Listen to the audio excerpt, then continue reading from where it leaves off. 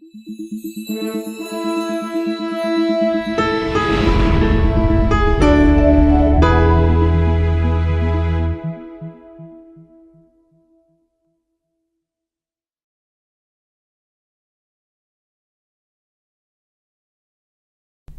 morning, Fred. So pleased to have you with us this morning, and I'm especially pleased that you've accepted the appointment to be chairman of the Intellectual Disabilities Board Committee of the Archdiocese of Philadelphia. I'd like to know a little bit about your professional background and perhaps even your personal background and what led you into this kind of work and what you think you can contribute to our committee work. Well, first of all, it's a real honor to be part of this organization and to work with folks like yourself. Having known you for a number of years, it has been a real positive experience for me.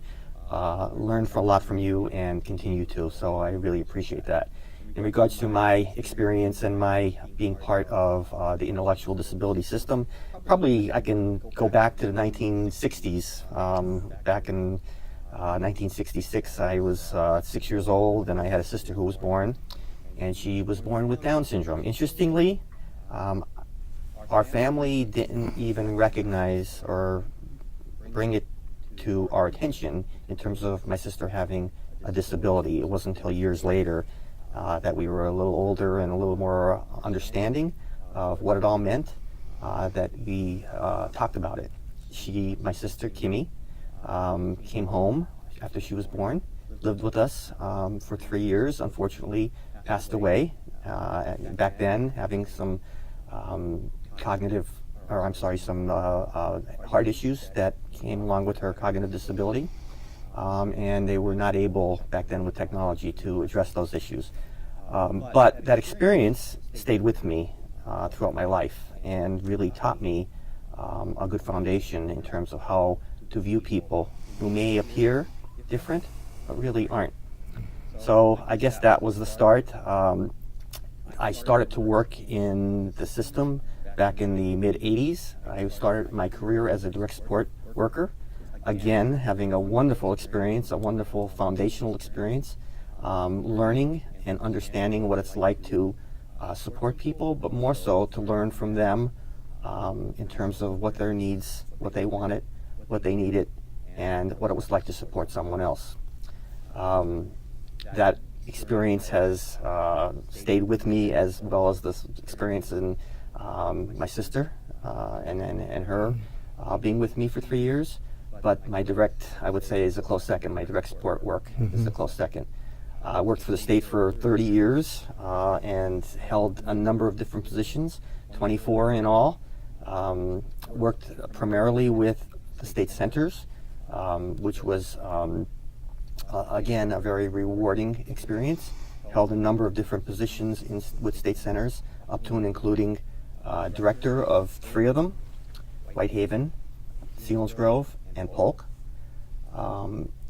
I then worked for the regional office and worked in the community program, worked in headquarters in Harrisburg in the Bureau of Program Management, and finally had the opportunity to and the pleasure and honor of being Deputy Secretary for the Office of Developmental Programs, which again was an amazing experience.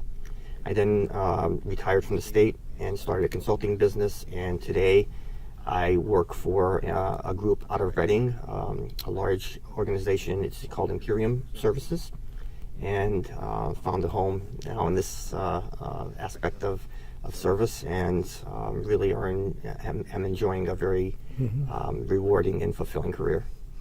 Well, you've had a very accomplished career as well, and I just commend you for your service. And thank you for sharing that compelling story about your sister. And I could see how this is a driving force, so to speak, behind your motivation to help others, whether they're with disabilities or in your present work at Imperium, which you're serving a broader population, which says a lot about who you are. And I know another impactful component of your background and inspires your work is your faith. I know you're a practicing Catholic. We've talked about it. Could you say something about how your faith, the Catholic faith, has informed your work? It's something that is with me all the time.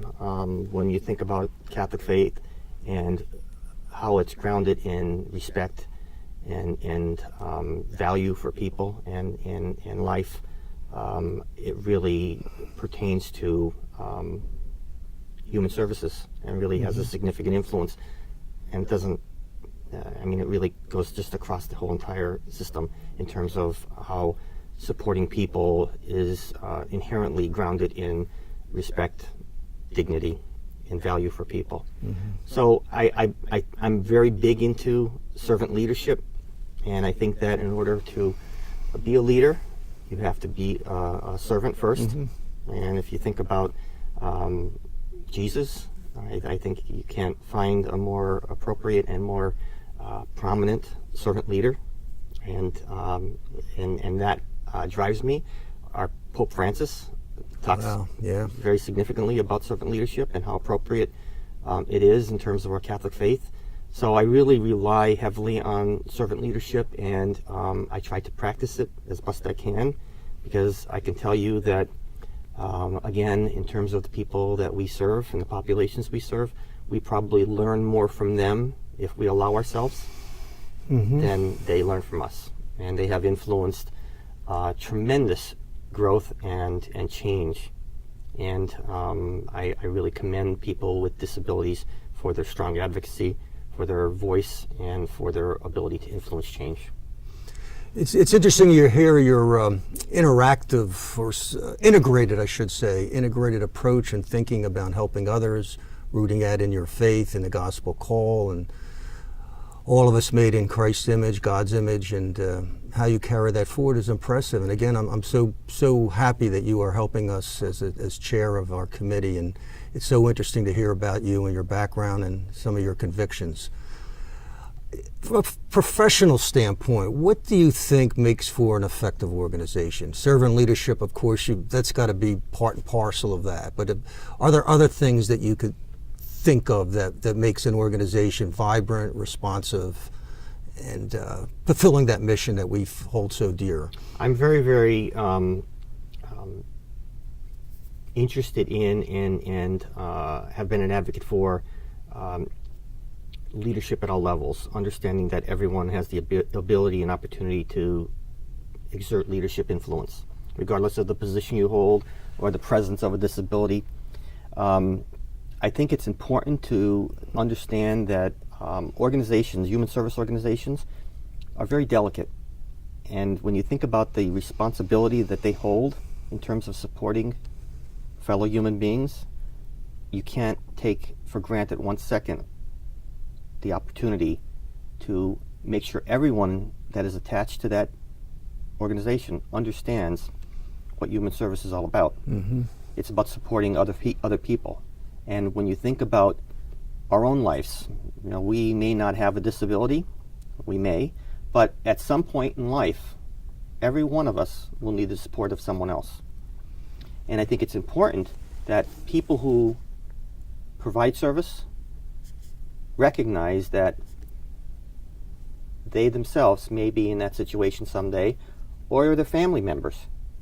And I think it's important for an organization to make sure that staff understand that they should take on the responsibility of human service in a way that suggests that the person they're supporting or caring for may be a member of their family.